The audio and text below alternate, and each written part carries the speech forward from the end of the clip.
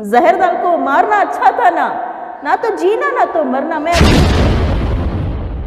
अभी व्यूअर्स को एक रिक्वेस्ट, ये वीडियो ज़्यादा से ज़्यादा वायरल करो ताकि पूरे कर्नाटका के पूरे मुसलमान बच्चियों को पता चले कि ये सोसाइटी में क्या चल रहा है और अलर्ट हो जाओ। 6 महीने हुए थे पे हमारे घर में खून के आंसू रो रहे हैं।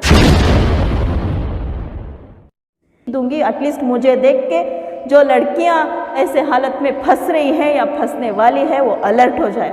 मैं आपको चैलेंज करूंगी, अभी भी आपको मेरे सामने लेके आओ, वो मेरे पैर पड़ेगा। हिस्ट्री में नहीं हुआ कर्नाटका की इतना थर्ड क्लास काम इसने किया है। और हमारे कौम के लीडर्स के साथ पर्सनल रिक्वेस्ट, मैं कौन करको पूरे लीडर्स को मालूम, कौन पूरे मौलाना को मालूम, सबको मालूम, मेरा नाम मेरा पता सब मालूम। एक रिक्वेस्ट तुम ना सभी, जो काम तुम्हें लोग मेरे साथ करे, नेक्स्ट कौन तुम मेरे बहना तुम्हारे दहलीज तक आए तो उनको इंसाफ दिलो। कल के दिन तुम्हें सब भी आखिरत में जवाब देना। औरत तुम्हारा दामन पकड़ को पूछती, अल्लाह इन्हों मेरे साथ नाइंसाफी करे कर को। मैडम बताइए, 1 जुलाई को जिस दिन आपकी शादी थी उस वक्त क्या हुआ था? आपका जो बॉयफ्रेंड था, जो आपसे निकाह करने वाला था, वो क्यों नहीं आया? जुलाई 1, 2021 को मेरा निकाह था। वो जुमेरात का दिन था।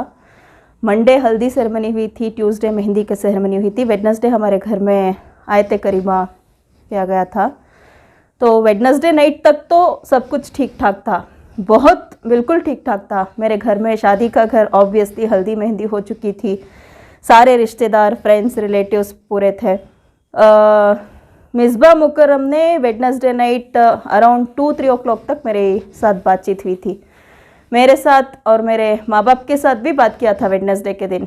और पता नहीं क्या हुआ, मैंने पूछा कि तुम कब निकल रहे हो नेटिव, गांव में शादी थी, तो उसने कहा कि फजर की नमाज के बाद मैं निकलूँगा। मैंने कहा ठीक है। सुबह 6, 6:30 हुए तो मैंने इसको कॉल किया तो इसका नंबर स्विच ऑफ था। तो मैं सोची शायद नमाज में कुछ ऐसा होगा करके वो मैं आई वेटेड। उसके बाद 7, 7:30, 8 हुए। अम्मी अब्बा मेरे भैया सब लोग इसको कॉल करने लगे, सबका नंबर ऑफ था। इसका ड्राइवर है अकबर, उसका नंबर ऑफ था। और जो भी आने वाले थे सबको कॉल किया, सबका नंबर ऑफ था। 9-10 हुए, निकाह का दिन है, 11:30 को निकाह था। पूरे रिश्तेदार जमा हो गए थे, तरह तरह के फूड आइटम्स, स्वीट आइटम्स, सब कुछ शादी का घर जैसा था वैसा। और मुझे इसके ऊपर इतना भरोसा था कि इतना बड़ा ये धोखा नहीं करेगा, मैंने ख्वाबों ख्यालों में भी नहीं सोचा था। 11, 11:30 हो गए तो मैं डर गई। मैं सोची कि कहीं एक्सीडेंट तो नहीं हो गया, नेशनल हाईवे है, कुछ गड़बड़ तो नहीं हो गया बोल के मैंने मेरे फ्रेंड्स को इन्फॉर्म किया कि जाके देखे कि उसकी कार है या नहीं है घर के पास। तो मेरे फ्रेंड्स जाके देखे और बताए उसकी कार नहीं है। तो मुझे 100% शक आ गया कि कहीं ना कहीं इसका एक्सीडेंट हो चुका है, कुछ गड़बड़ हो चुकी है, इसका एड्रेस नहीं है। हाथ पैर कांपने लगे, अब्बा अचानक से बीमार पड़ गए, अम्मी छुप छुप के रोने लगे, मेरे हाथ पैर कांपने लगे। शाम हुई, 7:30, 8 हो गए, तब जाके मिसबा का फ़ोन ऑन हुआ। ऑन करके इमीडिएटली वो मेरे अब्बू को कॉल किया, कह रहा था कि अब्बू आज मुझे इंजाज का केस था इसलिए मैं आ नहीं पाया, संडे आके मैं निकाह कर लूँगा। बहुत आराम से ये चीज़ बोला था इसने। तो अब्बा गुस्सा किए, कल रात 2 बजे तक तुम मेरी बेटी के साथ बात किए हो, कल खुद बताया है कि मेरी मम्मी को और मेरे पापा को कि कल मैं नमाज के बाद आऊँगा, फजर की नमाज के बाद। अचानक इंजाज का केस कैसा आया, ये तुम्हें पहले ही बताना चाहिए थे ना करके अब्बा बोले। तो क्या हुआ, बाद में अब्बा बोलने के बाद इमीडिएटली कॉल कट करके ये मुझे कॉल किया, कहा कि चीख चीख के रोने लगा कॉल करके। मैंने पूछा कि हुआ क्या है, और उसने वो बोल रहा था कि मेरा दोस्त अकबर मुझे कहीं बन्नेरघट्टा रोड लेके जाके पूरी रात ब्रेन वॉश किया, 2 बजे के बाद फजर तक ब्रेन वॉश किया और कहा कि ये बहुत प्रोफेशनल लड़की है, शादी मत करो, 2017 से 21 तक जो था वो था, भूल जाओ, निकाह मत करो, ऐसा ब्रेन वॉश किया। मैं डर के आया नहीं। तो मैंने पूछा तुम दूध पीते बच्चे हो क्या, 2017 से 21 तक जो कुछ पता नहीं चला वो निकाह के दिन रियलाइज़ हुआ क्या करके मेरी और उसकी बहस हो गई। चिल्ला चिल्ला के रो रो के ये माफ़ी मांगा मुझे। मैडम, एक तरफ आपका जो हस्बैंड है या बॉयफ्रेंड है, उसने हजारों करोड़ों के रुपए जो है घोटाला कर दिया, कितने मुसलमानों को बर्बाद कर दिया, तो आपको नहीं लगता वो आपको छोड़ेगा? 2017 में ऐसा क्या भरोसा था आपको उसके प्यार में? जी, 2017 में जब इसे और मेरी पहचानत हुई, मुंह भर के इसे मैं भैया बुलाती थी, जिसका सबूत मैं ऑलरेडी आपको दिखा चुकी हूँ। भैया ही मैसेज करती थी, भैया ही बुलाती थी। और जब मैं डिप्रेशन में थी, क्योंकि तभी मेरा 16 में डिवोर्स हुआ था, तो 17 में बहुत डिप्रेशन में थी। लेकिन मैं इतना सेल्फ रिस्पेक्ट वाली लड़की हूँ अल्हम्दुलिल्लाह कि इतना होने के बाद भी मैं खुद के पैर पे खड़ के मेरा काम हुआ, मेरी लाइफ हुआ, इतना सब देख इतना अपनापन जताता था भैया बोलने के बाद भी। और तभी भी मेरे अम्मी अब्बा को ये कहा था, अम्मी अब्बा हम देख लेंगे, हम साथ में हैं, आप फिक्र मत करिए। तो he was very much protective. मुझे भी भाई वाली ही फीलिंग आती थी, भैया बोले बाद होगा ना। 17 के एंड नवंबर दिसंबर में इसकी नीयत चेंज हो गई, तो ये बताने लगा कि तुम मुझे भैया मत बुलाओ, मैं निकाह करूँगा, ऐसा बताने लगा। तभी भी मैं डिप्रेशन में हूँ। मैं इग्नोर करते रही, पीछे पड़ा और ये कहने लगा कि तलाकशुदा बेटी को निकाह करके जन्नती बनूंगा, इस्लाम में ऐसा है, तुम्हें पता है, विडो को और बिलो पॉवर्टी लाइन और तलाकशुदा बेटी को जो भी निकाह करेगा वो जन्नती बन जाएगा। अल्लाह मुझे तुमको निकाह करके एक ज़रिया बना रहा है, एटलीस्ट ये इसके सदक़े मेरा सब कुछ ठीक हो जाएगा। तब थोड़ा थोड़ा इंजाज का थोड़ा थोड़ा गलाटा चल रहा था, मैं इग्नोर करती रही। एक दिन वो बहुत मुझे फोर्स किया, ऐसा कंटिन्यू हर रोज़ मैसेजेस, कॉल्स, कभी कभी मिलना, चॉकलेट्स वो एक गिफ्ट्स लेकर के देखना, नहीं मैं करना ही है, शादी करना है। मैंने बोला मिसबा, शादी एक मामूली चीज़ नहीं है। और इवन आफ्टर डिवोर्स घर में एक तलाकशुदा बेटी है, एक तलाकशुदा बहन है, मेरे को बोले तो माँ बाप को क्या बीतती, उसका एहसास मेरे माँ बाप की आंखों में मैंने खून देखा है और मैं कैसा जिंदा हूँ मुझे पता है। तो उसने कहा माँ बाप को मैं बात करूँगा, मेरी जिम्मेदारी है। तो मैंने कहा कि माँ बाप से छुपा के कुछ भी करने का मुझे तो बिल्कुल नहीं है, कुछ भी मैं छुपाने वाली नहीं हूँ। तो इसने क्या किया, मेरे माँ बाप का नंबर लेके डायरेक्ट मेरे माँ को कॉल करके और खुद कहा कि मैं आपकी बेटी से शादी करूँगा, मैं दुनिया के सामने अच्छा हूँ या बुरा हूँ पता नहीं, लेकिन मुझे आपकी बेटी से शादी करना है, मैं जन्नती बनूँगा। और मुझे मेरे दिल दिमाग में इतना मुझे पता नहीं कि मेरे आंखों में क्या पर्दा पड़ गया था। 5 टाइम नमाजी है, आज उसके ऊपर मुझे शर्म आती है, लानत है उसके ऊपर। 5 टाइम नमाजी है, सुन्नत छोड़ को है, हर रात 3:30-4 बजे मुझे कॉल करता था, तहज्जुद का टाइम हुआ, उठो नमाज पढ़ो। भाई अल्लाह ये नहीं पूछेगा कि तुम 5 टाइम नमाज पढ़ के आए हो या नहीं पूछेगा, अल्लाह यही पूछेगा कि कितने लोगों को धोखा दे के आए हो। और जब भी इंजाज का मैटर मैं बात करती थी, मैंने कहा ये अरेस्ट हो गया, इतना बड़ा 300 करोड़ का घोटाला हुआ। मैंने पूछा क्या मिसबा ये सब क्या? नीयत है मेरी कि 100% मैं पूरा अमाउंट क्लियर करके ही मरने वाला हूँ। 300 करोड़ का घोटाला किया, आपको पता था, तब भी आप शादी के लिए मान गए? वैसा ऑलरेडी पर्दा डाल दिया था मेरे मुँह और उसके। और मैं इस चीज़ की गवाह हूँ, उनके अब्बा मरहूम है, वो बहुत अच्छे इंसान थे। वो खुद मिसबा को 1000 टाइम बताए, उसके लिए विटनेस मैं ही हूँ, 1000 टाइम बता चुके थे कि ये पूरा क्लियर करके अच्छी ज़िंदगी जियो। तो ये अपने बाप के साथ बहुत इमोशनली अटैच था, तो अब्बा के बातों को मानता था। तो मुझे भी कहीं ना कहीं भरोसा था कि ये क्लियर करेगा, ऐसा भरोसा था। और जहाँ तक मेरा सवाल है, मैं ख्वाबों ख्यालों में भी ये नहीं सोची थी कि मुझे ऐसा धोखा करेगा। मेरे बाप को इसने कहा, अब्बा मुझे अब्बा नहीं है, तुम्हें मेरे अब्बा, मेरे मरहूम बाप की कसम, अल्लाह रसूल की कसम, कुरान की कसम, मैं अच्छा हूँ या बुरा मुझे पता नहीं, लेकिन आपकी बेटी को अच्छी ज़िंदगी दूंगा, मुझे निकाह करके दो बस। जिस दिन वो शादी के लिए नहीं आया, उसके बाद आपने FIR किया था, उसके ऊपर कंप्लेंट चढ़ाई थी आपने, तो क्या हुआ? इमीडिएटली FIR होने के एक दिन में ही अरेस्ट हो गया। दोपहर 2 बजे व्हाइटफील्ड पुलिस स्टेशन में अरेस्ट हुआ। तो मुझे उधर से कॉल आया तो मैं इमीडिएटली गई। इतना ड्रामा किया स्टेशन में, मुझे आखिरत का डर हो रहा है, मेरी जान मुझे आखिरत में 5 साल मैंने तुम्हारी ज़िंदगी के वेस्ट किया है, आखिरत का डर है और तुम इतना बद्दुआ दे रही हो, तुम मुझे जन्नती बनना है, आखिरत का डर हो रहा है, मैं तुम्हें निकाह करूँगा, लास्ट चांस दो बोला। मैंने कहा तुम मुझे हल्दी लगाने कराए, मेहंदी लगाए और निकाह के दिन भागे, स्टेशन में आखिरत का डर हो रहा है सो क्या। तो इतना वो स्ट्रांग था उस दिन की इंस्पेक्टर के सामने, आईओ के सामने, वाइटफील्ड पुलिस स्टेशन में यही मिसबा मुकर्रम रिटर्न स्टेटमेंट और वीडियो स्टेटमेंट देके है कि मैं नाजिया को धोखा दिया है।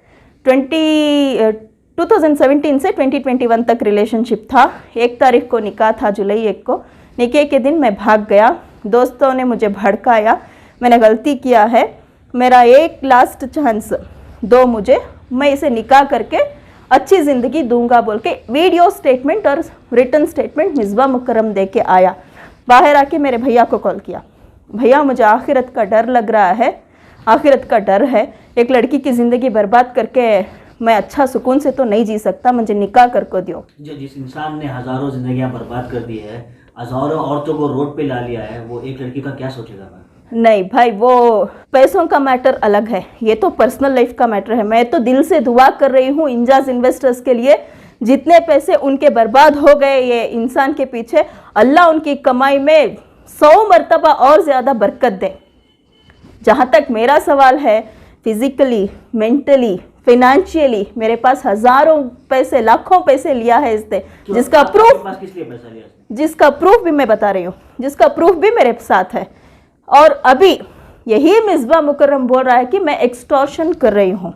सिर्फ एक एग्जाम्पल देती हूँ मेरे भाई, रिसेंटली एक लास्ट ईयर वो मैसूर में एक 6-7 डेज एक होटल में रुका था, वो और यही शेख अकबर रुका था। 7 दिन के बाद होटल को पेमेंट देना था चेकआउट करने के लिए, इसके पास पैसे नहीं थे। इतना मैसेज किया मुझे अर्जेंट 30,000 भेजो, 40,000 भेजो, नहीं तो होटल वाला मार को इधर से हम ना बाहर फेंक डालता। जिस इंसान के पास 30,000 40,000 के वास्ते इन्हें इतना मुझे बेक करने वाला इंसान को मैं एक्सटॉर्शन करूं क्या?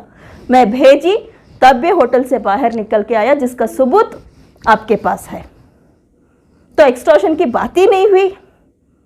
अच्छा, आपके मुसलमान कायदीन जो है, लीडर्स जो है, किसी ने आपको मदद नहीं की? आपको पता है 10 साल से मैं कौन से प्रोफेशन में हूँ और मैं क्या कर रही हूँ। जुलाई से अब तक मैंने खून के आंसू रोए हैं, और जो डिवोर्स का दर्द था ना भाई, वो कुछ भी नहीं था इसके सामने। वो दर्द बहुत अच्छा था कि चलो मेरा तलाक हो गया है, ये ना तो आर या तो ना पार। मुझे ऐसा लग रहा है कि I am standing in the middle of the sea, समंदर के बीच में मैं खड़ रही हूँ, ना उधर जा सक रही हूँ ना इधर जा।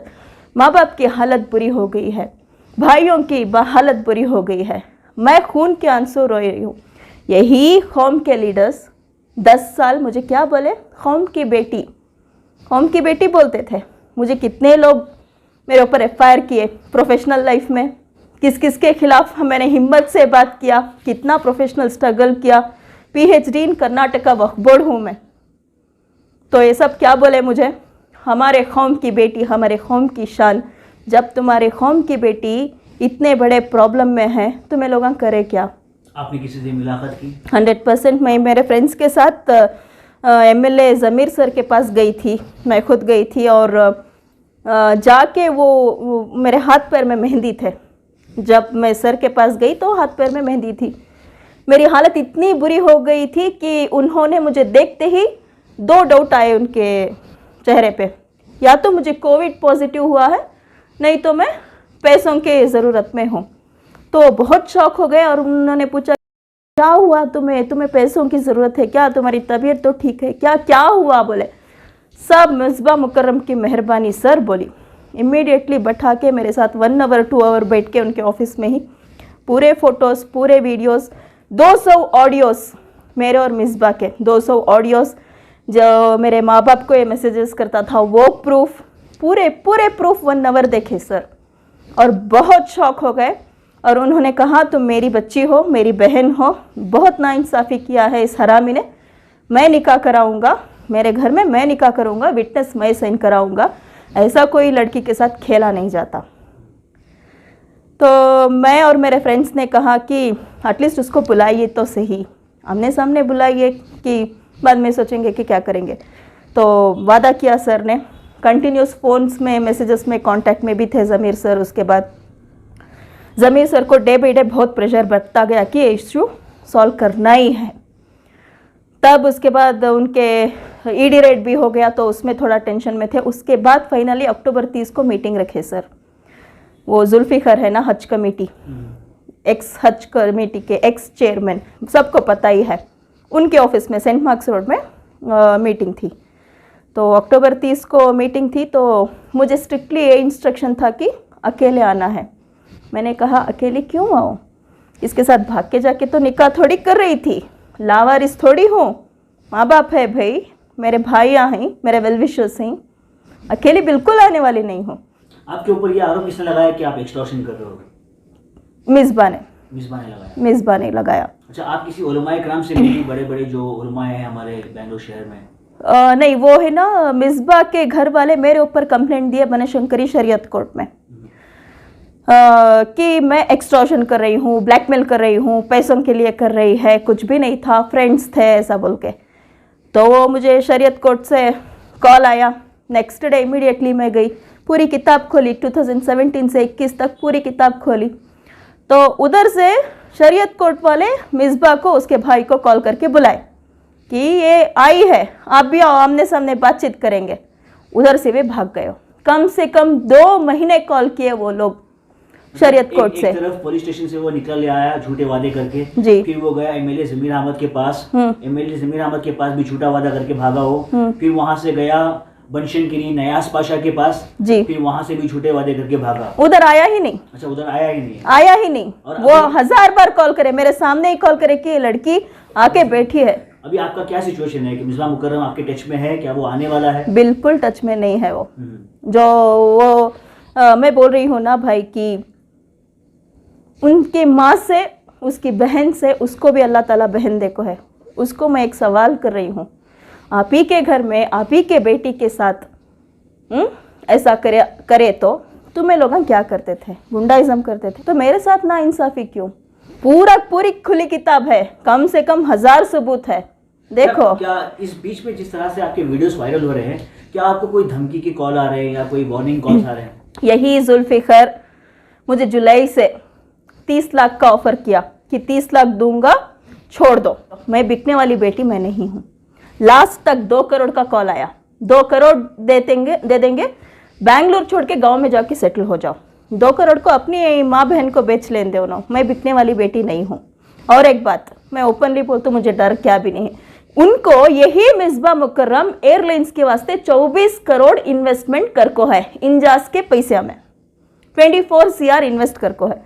ये कोई सी गुलामगिरी, 5 टाइम नमाज पढ़ती, कमाई से करती, लड़कियां की जिंदगियां बर्बाद करती, 24 करोड़ बात अलग, मेरी जिंदगी बर्बाद, ये कौन सा इंसाफ है? निकाह बोलते ही हर एक लड़की खुश हो जाना। सो आज तुम्हें मेरे सामने निकाह का वर्ड लिए तो भी मेरे हाथ पाँव कांपती, वत्ता डर बैठ गया। अब कौन भी आपको मेरे पैर पड़े तो भी मैं भरोसा नहीं कर सकती। जो इंसान मेरे माँ बाप को माँ बाप कहता था, मेरे भाई को भाई कहता था, उतना भरोसा, जन्नती बनूंगा, ये करूंगा, वो करूंगा, नमाजी 5 टाइम, क्या वास्ते? धोखाधड़ी के वास्ते। मौलाना इफ्तिखार साहब के पास भी गई मैं। क्या बोला? दिखाई पूरे चीज़ें दिखाई और उन्होंने बहुत अफसोस किया। कहा कि मैं मिसबा को बुला के बात करूंगा, अकबर और मिसबा दोनों को बुला के। ये सारे चीज़ों के विटनेस ही अकबर है, शेख अकबर, जो उसका ड्राइवर कम दोस्त है। बुला के बात करूंगा। ठीक है मौलाना बोल के मैं उठ के आई। तो थोड़े दिन के बाद, 15-20 दिन के बाद मैंने सुना कि वो जाके उनको मिल के आए। सब पता नहीं सच है कि या झूठ है। बातचीत उन दोनों के बीच में हो गई, नहीं ऐसा नहीं वैसा नहीं, हम लड़ेंगे वैसा नहीं, एक्सटॉर्शन, ऐसा कुछ बहाने बोल के उधर से भी भाग गया। तो मौलाना ने मुझे फिर वापस बुला के कहा कि नहीं नाजिया, वो एक्सटॉर्शन करते, ऐसा करते वैसा करते। जब आप इतने बड़े मौलाना हो, इतनी वेटेज की सीट पे बैठे हो, ना इंसाफी ओपनली बुक है, 200 कॉल रिकॉर्डिंग्स उनको मैं भेज चुकी हूँ, मेरे 100 फोटोज़ उनके भेज चुकी हूँ, एंगेजमेंट फ़ोटोज़ उनको भेज चुकी हूँ। सब देख के भी मैं कुछ भी नहीं कर सकता कर को तुम्हें बोले तो वो प्लेस में बैठी गई को। और ज़मीर सर को भी मेरा एक रिक्वेस्ट, ज़मीर सर मेरे दुश्मन नहीं, उन्होंने मुझे साथ में खाना खिलाए, बेटी बोले बहन बोले, उन्होंने मेरे दुश्मन नहीं। इंसाफ अलग, अल्लाह ताला भी क्या बोल को है, रिश्तों के बीच में इंसाफ करो, कब जिंदे रहता किच करो, मरने के बाद नहीं। अच्छा एक बात बताइए, जो इंसान करोड़ों का घपला करके यहाँ से चला गया है, ऐसा कितना बड़ा अमाउंट आपने एक्सटॉर्शन पूछ लिया था उसको? जो इंसान 20-30 हजार रुपए खर्चा पानी के लिए मेरे पैसे लेता था, मेरी मेहनत की कमाई लेता था, उसका वो खाली खड़ा है, उसके पास कुछ भी नहीं है। 20-30 हजार मैं उसको अमाउंट को भेज को हूँ, जो प्रूफ मैं आपको दिखाई, उसके पास मैं एक्सटॉर्शन करूँ क्या? पीएचडी पढ़ी हुई लड़की हूँ, अल्हम्दुलिल्लाह माँ बाप की इकलौती बेटी हूँ, मेरे माँ बाप ने मुझे कुछ भी नहीं कम किया। अच्छा एक्सटॉर्शन अगर यही सही है तो 2 करोड़ का ऑफर मैं एक्सेप्ट करती, ज़रूरत नहीं है 2 नहीं 200 करोड़ दिए तो भी इनकी ज़रूरत नहीं है। ये सारे लोग, ये जुल्फ़िकर, अकबर, मिसबा मुकर्रम, जो भी इन्वॉल्वमेंट है ना, उसका बड़ा भाई इस्लाउद्दीन खुर्रम, वो 1000 बार मुझे कॉल करता था, कहता था कि मेरा भाई ऐसा है वैसा है, बचाओ। जब ये जेल गया था 1000 बार कॉल किया इसके भाई ने मुझे कि बेल दिलाओ बेल दिलाओ, जब मेरी ज़रूरत थी। इसको एक्सटॉर्शन करने का क्या है? और एक्सटॉर्शन 2 करोड़ दूर की बात, आई विल चैलेंज यू, उनके पास 2 लाख रुपए भी नहीं है, मुझे मालूम है ना। शादी की शॉपिंग के लिए भी इसके पास पैसे नहीं थे, मुझे मालूम है।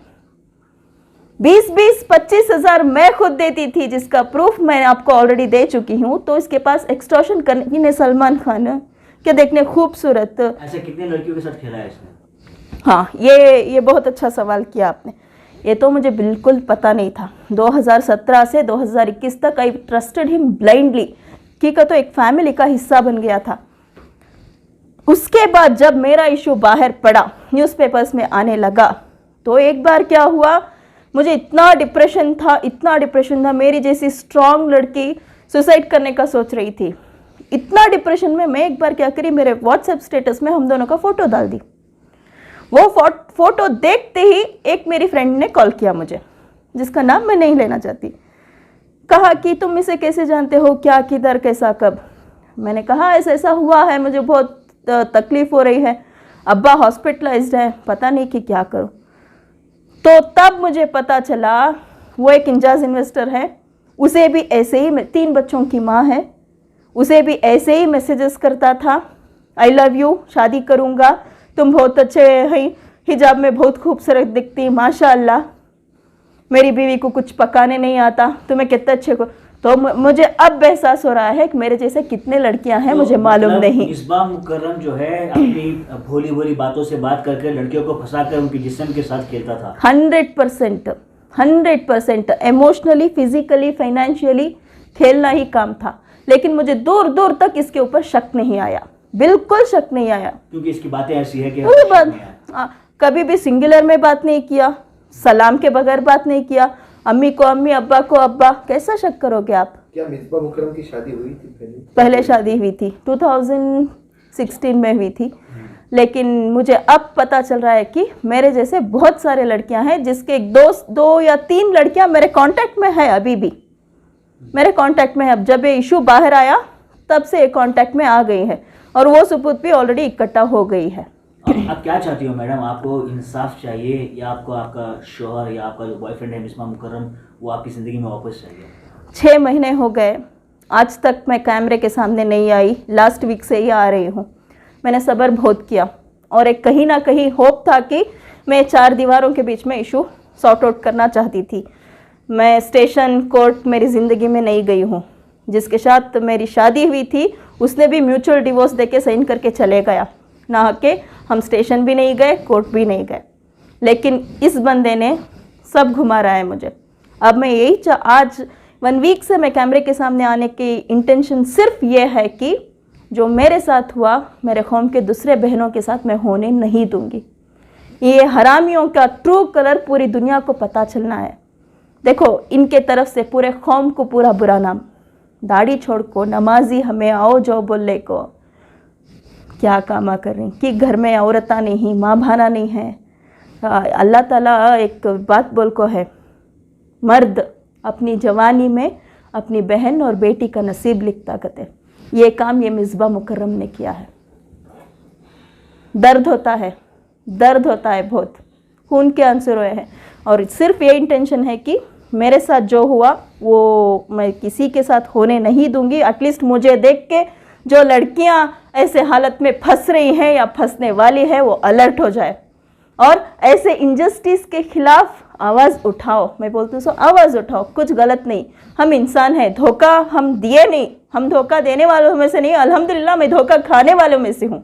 मैं अल्लाह ताला को मर के भी जाके बहुत हिम्मत से बोलूँगी, या अल्लाह मैंने धोखा खा के आई हूँ, धोखा दे के नहीं। इतना तो हिम्मत है मुझे अल्हम्दुलिल्लाह, इसके जैसे काम तो नहीं करे। तो मैं पूरे मेरी बहनों से ये रिक्वेस्ट करती हूँ, अल्लाह के वास्ते ऐसी इंजस्टिस के खिलाफ आवाज़ उठाओ। गलत नहीं, कौन भी प्रोटेक्ट करने नहीं आता है। और जहाँ तक मिसबा का सवाल है, जस्टिस फॉर मी, दो ही चीज़, और एल्स पनिशमेंट फॉर हिम, दो ही चीज़ मैंने डिसाइड किया है। वो क्या होता अल्लाह, ये मामला मैंने अल्लाह के ऊपर छोड़ दिया है। और एक उनके माँ बहन से यही रिक्वेस्ट है, और उनके अम्मी और उनके बहन से यही रिक्वेस्ट है, आप लोग बीवी बाद में बने, माँ बाद में बने, बहन बाद में बने, पहले बने सो इन पूरे औरत। तो मैं भी एक औरत, मेरे साथ इंसाफ करो। अच्छा, फर्स्ट करो कि कल मिसबा मुकर्रम आपके पास आता है और कहता है कि मैं आपकी ज़िंदगी में वापस आ जाऊंगा, तो आप क्या करोगे? तो भाई, once a cheater always a cheater, शरीयत कोर्ट से भाग गया। ज़मीर हम है, प्यारी प्यारी बातें यार। हाँ, उसमें आप मैं आपको चैलेंज करूंगी, अभी भी आपको मेरे सामने लेके आओ, वो मेरे पैर पड़ेगा, कहेगा कि मैं जन्नती बनूंगा, आखिरत का डर हो रहा है, वही बोलेगा। पीछे जाके उसकी उन्हें औकात दिखाएगा। देखो, इतने अच्छे सोसाइटी में मर्द माने हैं, निभाती, वाकई निभाती। तलाकशुदा बेटी का मैं एक छोटी बात बोलती हूँ, क्या status of a divorced and widow in Islam क्या दर्जा है, मैं आपको सुनाती हूँ। सबसे बड़ा सदका, दुनिया का सबसे बड़ा सदका, एक तलाकशुदा बेटी, एक विडो को तुम्हें खाना खिलाती ना, वन टाइम का, दैट इज़ सबसे बड़ा सदका इन इस्लाम। एक टाइम का खाना खिलाना, इस्लाम हम ना एक तलाकशुदा बेटी को, एक विडो को इतना बड़ा दर्जा देने के बाद, मेरा अल्लाह इतना बड़ा दर्जा देने के बाद, मेरे जैसे औरतों के साथ खेलने वाला यह हरामी कौन है? छोड़ो, जहर दाल को मारना अच्छा था ना तो जीना ना तो मरना। मैं अभी मेरी ज़िंदगी में कोई मर्द माने को भरोसा नहीं कर सकती भाई। मर्द मानों से डर लग रहा है, निकाह के वर्ड से डर लग रहा है, और नफ़रत इतनी हो रही है, आपको पता है मुझे कपड़ों से नफ़रत हो गई है। कपड़े देखे तो निके का दिन याद आ रहा, बिरयानी नॉन वेज आइटम्स देखे तो वो निके के दिन में हमारे घर में जो फूड आइटम्स रेडी थे वो याद आ रहा। सबसे नफ़रत हो गई है मुझे, उतना दिल मुझे दर्द हो गया है। 6 महीने हुए तो भी हमारे घर में खून के आंसू रो रहे हैं। ये कौन सा खेल है? शायद मुझे लगता है कि मुस्लिम कम्युनिटी में ऐसा इंसिडेंट ही नहीं हुआ, हिस्ट्री में नहीं हुआ कर्नाटका के। इतना थर्ड क्लास काम इसने किया है। अच्छा, इसको शादी करना नहीं चाहिए था ना, 1 वीक या 10 दिन पहले आके बैठ के मुझे समझाना था। मैं नहीं कर सकता, कुछ मजबूरी है, समझा के मामला ख़त्म करना था। ये कौन सा वेडनेसडे नाइट तक बात कर को मैं जन्नती बनतूँ कर को, निके के दिन स्विच ऑफ कर को भागने का। मेरे हाथों में मैं इस ज़िंदगी में मेहंदी नहीं लगा सकती भाई, उतना नफ़रत आ गई है मुझे मेहंदी, हल्दी और मेहंदी से। तो जस्टिस फॉर मी और एल्स पनिशमेंट फॉर हिम, दुआ करो मेरे वास्ते। और जो मेरे साथ हुआ, कौन सी मेरे बहन के साथ नहीं होना। और हमारे कौम के लीडर्स के साथ पर्सनल रिक्वेस्ट, मैं कौन कर को पूरे लीडर्स को मालूम, कौन पूरे मौलाना को मालूम, सबको मालूम, मेरा नाम मेरा पता सब मालूम। एक रिक्वेस्ट तुम ना सभी, जो काम तुम्हें लोग मेरे साथ करे, नेक्स्ट कौन तो मेरे बहना तुम्हारे दहलीज तक आए तो उनको इंसाफ दिलो। कल के दिन तुम्हें सब भी आखिरत में जवाब देना। औरत तुम्हारा दामन पकड़ को पूछती, अल्लाह इनो मेरे साथ ना इंसाफी करे कर को, तुम्हें कहीं के नहीं रहते। तुम ना सबको अल्लाह ताला बेटी देखो है, हमारे वास्ते भी ऐसा धोखा खाई ना, ऐसे सिचुएशन में है ना, वैसा को इंसाफ दिलाने का काम आई रिक्वेस्ट करती हूँ। एक बेटी समझो, भान समझो, क्या तो भी करो, लेकिन इंसाफ दिलाने का काम ज़रूर करो। व्यूअर्स को एक रिक्वेस्ट, ये वीडियो ज़्यादा से ज़्यादा वायरल करो ताकि पूरे कर्नाटका के पूरे मुसलमान बच्चियों को पता चले कि ये सोसाइटी में क्या चल रहा है। और अलर्ट हो जाओ, जाग जाओ। बहुत बड़े धोखेबाज है इधर और हमें जीने के लायक नहीं छोड़ेंगे। तो रिक्वेस्ट है कि ये वीडियो से ज़्यादा से ज़्यादा शेयर करो। Thank you.